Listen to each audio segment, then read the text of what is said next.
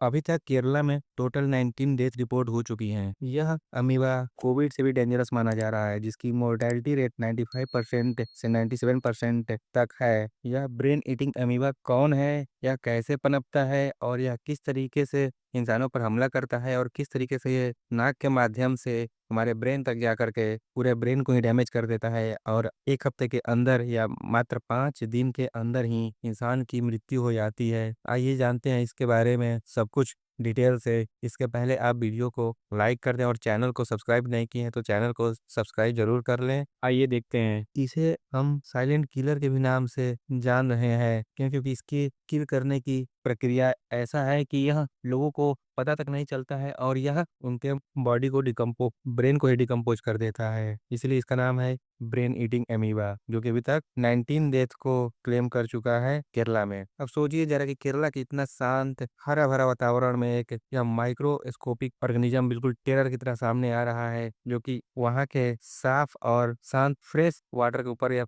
इसका जन्म होता है और यह विभिन्न फैमिली के गैदरिंग में, उनके फेस्टिवल में और अलग तरीके से बच्चों के उसमें खेलने पर उनके साथ चला जाता है और उनके नाक के माध्यम से उनके दिमाग में इंटर कर जाता है। यह पॉन्ड्स में पाया जाता है, ये स्विमिंग पूल में पाया जाता है जो कि पूरी तरीके से क्लोरीनेटेड नहीं हुआ हो। यह इनविजिबल प्रेडेटर है जो कि हमें अपने नंगी आंखों से दिखाई नहीं देता है, जो कि अभी तक 19 डेथ को क्लेम कर चुका है। इसका असर हमें वर्ल्ड वाइड भी देखने को मिलता है और यह बहुत पुराना ब्रेन ईटिंग अमीबा है, बट अभी तक इसका कोई मेडिकेशन या फिर इलाज नहीं मिल पाया है और ना ही कोई वैक्सीन तैयार हो पाई है। इसके बारे में बात करें तो यह एक केवल मेडिकल रिपोर्ट नहीं है जो कि केरला के हेल्थ डिपार्टमेंट ने तैयार कर रहा है, बल्कि यह एक स्टोरी है उस फैमिली की जो कि पूरी तरीके से इस ब्रेन ईटिंग अमीबा के माध्यम से टूट गया और ये पार्ट हो गया। उनके ड्रीम बिल्कुल बिखर गए और वह पूरा स्टेट केरला जैसे हेल्थ में सबसे आगे हेल्थ सेक्टर जिसका सबसे उच्च स्तरीय है, वह पूरा स्टेट इस स्मॉल छोटे से एनिमी से जूझ रहा है जो कि हमें अपने नंगी आंखों से दिखाई भी नहीं देता है। वह इतना डेडली है कि 97% इसकी मोर्टेलिटी है, 95 से 97 इवन 99% तक मोर्टेलिटी है। यानी कि यदि 100% इससे इन्फेक्ट होता है तो उसमें से 95 से 99% पर्सन की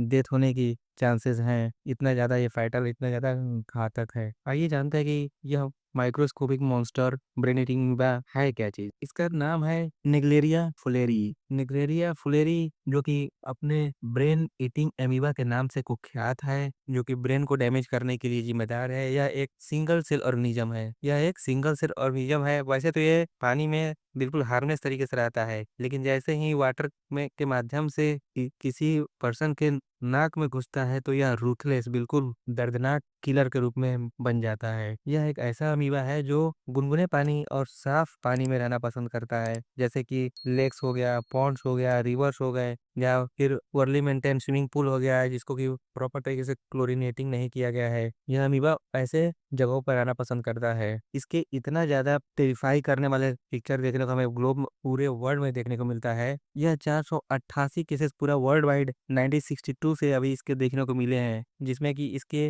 मोर्टेलिटी रेट 95% है, अर्थात 100 में से 95 लोगों की मौत हो जाती है अगर वह इन्फेक्टेड होते हैं तो। इस साल यह केरला में बिल्कुल अनप्रेसिडेंटेड तरीके से सामने आ रहा है, जिसमें अभी तक 69 केसेस को कंफर्म दर्ज करा दिया गया है और इसमें 19 पर्सन्स की डेथ हो चुकी है। इसका सर्ज होना केरला हेल्थ डिपार्टमेंट के लिए सिरदर्द बना हुआ है। आइए देखते हैं कि केरला में इसके लिए क्या क्या प्रॉब्लम क्रिएट हो रहा है। The human cost. केरला के लोगों में काफी समय तक इसके जो है दिक्कतें झेलना पड़ रहा है, क्यों? क्योंकि यह सभी को इन्फेक्ट कर दे रहा है। 3 महीने के बच्चे से लेकर के 91 ईयर या उससे भी ओल्ड पर्सन को यह इन्फेक्ट कर रहा है और यह पूरी तरीके से उस फैमिली को ही डिस्ट्रॉय कर देने का काम कर रहा है, क्योंकि यह व्यक्ति को 1 हफ्ते के भीतर ही मार डालता है, जिसे जो उनके पास बहुत समय भी नहीं रहता है इलाज कराने के लिए। इसीलिए इसकी टेरिफाइंग प्रोग्रेस स्पीड को सभी के लिए खतरनाक माना जा रहा है। अगर हम इसके स्टैटिक्स की बात करें तो अभी तक इसने केरला में कितना कोहराम मचाया है, तो अभी तक 69 केसेस कंफर्म दर्ज किए जा चुके हैं, जिसमें से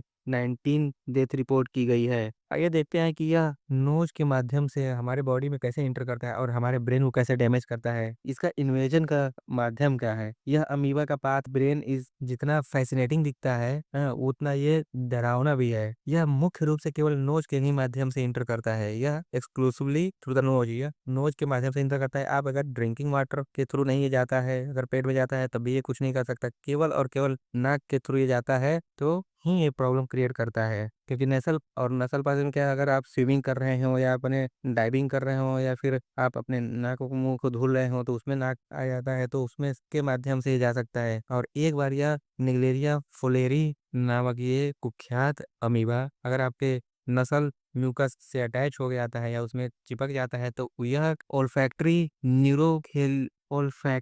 न्यूरो एपिथेलियम से, यह जो हमारे म्यूकस के पास होता है वहां से यह उसको पेनिट्रेट करता है और उसी के माध्यम से ट्रेवल करते हुए यह ओल्फैक्टरी नर्व के सहारे यह पूरे ब्रेन तक पहुंच जाता है। और जैसे ही यह ब्रेन तक पहुंचता है तो यह अपना आगे का प्रोसेस शुरू कर देता है। आगे देखते हैं कि 2 स्टेज में कैसे लोगों के लिए डेथ का कारण बनता जा रहा है। पहले 1 से 5 दिनों तक आपको क्या देखने को मिलता है? Severe frontal headache and feels like any other. आपको बहुत ही ज्यादा आपको हेडेक देखने को मिलेगा, जैसा ही आपको इसका कैरेक्टरिस्टिक लक्षण देखने को मिलेगा। फिर आपको ऐसा लगेगा जैसे मात्र कॉमन फ्लू हो, या हाई फीवर आपको देखने को मिलेगा और आपके नाकों में और सूजन आ सकती है और आपको लगातार वोमिटिंग हो सकती है। ये 5 दिन के बाद का लक्षण, जो कि 5 से 7 दिन, जो कि इसी के अंदर व्यक्ति का डेथ भी हो जाता है, उसमें है आपका गला जाम हो जाना, उसकी सेंसिटिविटी कम हो जानी और यह लाइट के प्रति ज्यादा सेंसिटिव हो जाना। आपको कंफ्यूजन का एहसास होने लगेगा, आपका मेंटल रिटार्डनेस महसूस होने लगेगी, आपको हेलुसिनेशन होने लगेगा, आपके बॉडी सीजर टाइप की महसूस होने लगेगी, आप बैलेंस हो सकते हैं, आपके बॉडी का एक दूसरे से कोऑर्डिनेशन खत्म हो सकता है।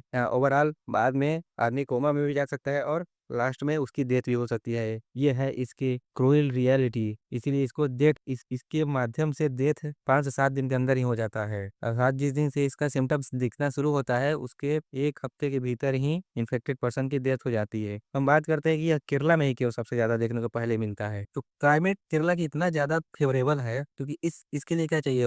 वार्म वाटर चाहिए। वार्म वाटर केरला में इस समय है ही, और ट्रॉपिक केरला क्लाइमेट भी ट्रॉपिकल क्लाइमेट के में आता है, तो इसीलिए वहाँ पर के वाटर भी है लगभग ल्यूक वार्म होता ही है, जो कि आइडियल कंडीशन है निगलेरिया फोलेरी के लिए। हाँ, उसके बाद यह टेम्परेचर जो है इसके लिए 25 डिग्री सेल्सियस से 46 डिग्री सेल्सियस इसके लिए आइडियल टेम्परेचर माना जाता है, जो कि केरला एक बेस्ट प्लेस है इस टेम्परेचर के लिए। और क्लाइमेट चेंज में हो रही बात, क्लाइमेट चेंज से टेम्परेचर इंक्रीज, ये इसके लिए और भी फेवरेबल कंडीशन माना जा रहा है। अब केरला में ह्यूमन बिहेवियर को देखें कि उनके कल्चरल इफेक्ट क्या देखने को मिल रहा है, तो इस समय क्या होता है ना कि कोइंसिडेंस ये होता है कि वहाँ पर वाटर एक्टिविटी इस समय बढ़ जाती है। जैसे बरसात के मौसम में यहाँ पर केरला के हॉट सीजन में होता है और वहाँ पर ट्रेडिशनल प्रैक्टिसेस किए जाते हैं, जैसे नसल क्लेंसिंग।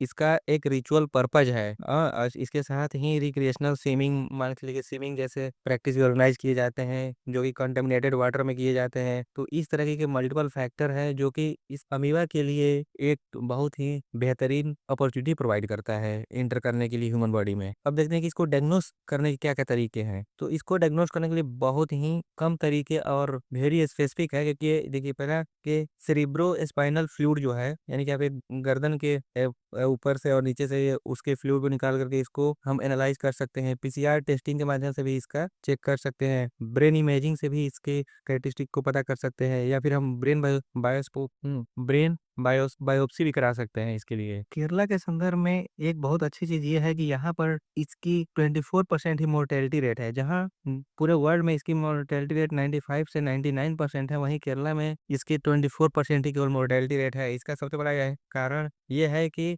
वहाँ के हेल्थ सेक्टर इतना एडवांस है कि तुरंत डायग्नोस करके इसको ट्रीट किया जा रहा है। अगर हम पूरे ग्लोबल कंटेक्स्ट की बात करें तो पूरे वर्ल्ड में इसका क्या क्या देखने को मिले हैं और किस तरह से फैला है, तो यह इसमें इंटरनेशनल केसेस में केरला एक अनप्रेसिडेंटेड सर्च देखने को तो मिल रहा है। बट ये निगलेरिया फ्लेरी इन्फेक्शन का ग्लोबली अकरेंस भी देखा जाए तो यूनाइटेड स्टेट में 57 केसेस देखे गए हैं, लेकिन ये कब से 1962 से अब तक ये केवल 157 केसेस देखे गए हैं, जिसमें मोर्टेलिटी रेट 95 से 99% रहा है। पाकिस्तान में भी इसको एनुअल आउटब्रेक खासकर कराची में देखने को मिलता है। इसके अलावा हमें ऑस्ट्रेलिया, इजराइल और टर्की जैसे देशों में भी इसके केसेस दर्ज किए गए हैं। Thank you. आपको देखने के लिए बहुत बहुत धन्यवाद। चैनल को सब्सक्राइब करना ना भूलें। धन्यवाद।